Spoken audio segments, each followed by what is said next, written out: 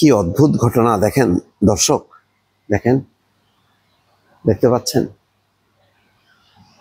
আসামি না হয়েও জুলাই হত্যা মামলায় কারাগারে প্রবাসী, পাচ্ছেন না জামিন। সৌদি প্রবাসী তিনি হচ্ছেন নজরুল ইসলাম হাজারী। তিনি কারাগারে আছেন আজকে 3 মাস ধরে, অথচ তিনি এই হত্যা মামলার আসামি নন। খবরে বলা হচ্ছে ফেনীর প্রবাসী নজরুল ইসলাম হাজারী জুলাই আন্দোলনের হত্যা মামলার আসামি নন, তবু ভুলবশত তাকে র্যাব গ্রেপ্তার করে কারাগারে পাঠিয়েছে বলে অভিযোগ পরিবারের। বাবার নামের সঙ্গে আংশিক মিল থাকায় প্রকৃত আসামি যুবলীগ নেতা নুরুল হুদা ওরফে রিয়াদের পরিবর্তে প্রবাসী নজরুলকে আসামি বানানো হয়েছে বলে স্বজনদের দাবি। উচ্চ আদালত জামিন দিলেও রাষ্ট্রপক্ষের বিরোধিতায় তিনি এখনো জামিন পাননি। তাহলে কি দাঁড়ালো? গত 16ই জুন ফেনী থেকে তাকে গ্রেপ্তার করে র্যাব। এরপর জুলাই আন্দোলনের 2টি হত্যা চেষ্টা মামলার আসামি হিসেবে কারাগারে পাঠানো হয়। ভাই বললাম, প্রত্যেকটা হত্যা মামলাকে একদম তছনছ করে দিছে এই ধরনের ভুয়া। দেখেন, প্রবাসী একজন, মানে উল্টা পাল্টা, মানে শত শত আপনার আসামি, আপনি কোনটা সঠিক কোনটা বেঠিক এর তো কোনো মা বাপ নেই, এবং এগুলি বিচার করা অত্যন্ত দুঃসাধ্য।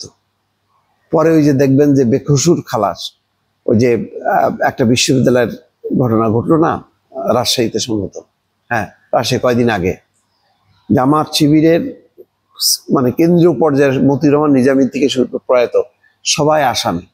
পরে ওই মানে এই ধরনের আসামি করার কারণে পুরো মামলার যে ভ্যালিড, অথচ যে সেই ফারুক ছাত্রলীগের কর্মী, ঘটনা সত্য কিন্তু মামলা হচ্ছে ভুয়া।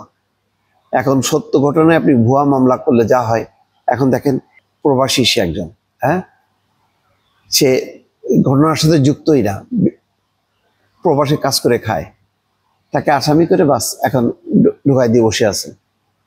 রাষ্ট্রপক্ষ বিরোধিতা করতেছে, আদালতে তো এত নেই, মানে সে এখন রাষ্ট্রপক্ষের কথাই শুনতেছে, না শুনলে মনে করবে যে এদের সহযোগী, মানে ফ্যাসিবাদের সহযোগী। পরিবারের দাবি, জেলা যুব দলের সাবেক সভাপতি জাকির হোসেনের অনুসারী স্থানীয় এক ছাত্রদল কর্মীকে মোটরসাইকেল না দেওয়ায় প্রবাসী নজরুলকে আসামি বানিয়ে র্যাবকে ভুল তথ্য দিয়ে গ্রেপ্তার করা হয়েছে। দেখেন, ব্যক্তিগত বিরোধ। 2টি হত্যা চেষ্টা মামলায় নজরুলকে গ্রেপ্তার দেখানো হয়েছে রিয়াদ হিসাবে, অথচ প্রকৃত আসামি মোহাম্মদ নুরুল হুদা ওরফে রিয়াদ ফেনী পৌর যুবলীগের সহসম্পাদক। তিনি বর্তমানে দেশে নেই। তার বাবার নামের সঙ্গে নজরুলের বাবার নামের আংশিক মিল আছে। নিম্ন আদালতে একাধিকবার নজরুলের আইনজীবী বিষয়টি উত্থাপনের পরও জামিন হয়নি। পরে উচ্চ আদালতেও জামিনের আবেদন করেন তারা। আদালত জামিন দেন, কিন্তু রাষ্ট্রপক্ষের বিরোধিতায় তার জামিন স্থগিত হয়ে যায়। এই হচ্ছে অবস্থা। কিভাবে হবে বুঝতে পারছেন? এরকম একটা একটা করে কেস যদি ধরেন, অসংখ্য ভুয়া কেস আছে যারা জুলাই হত্যা মামলার সঙ্গে কোনো যুক্ত না, অথচ বরং তারা জুলাই আন্দোলনকে সাপোর্ট করছে। এখন তারা আসামি হয়ে হয় পালায় বেড়াচ্ছেন অথবা কারাগারের মধ্যে ঢুকে বসে আছে।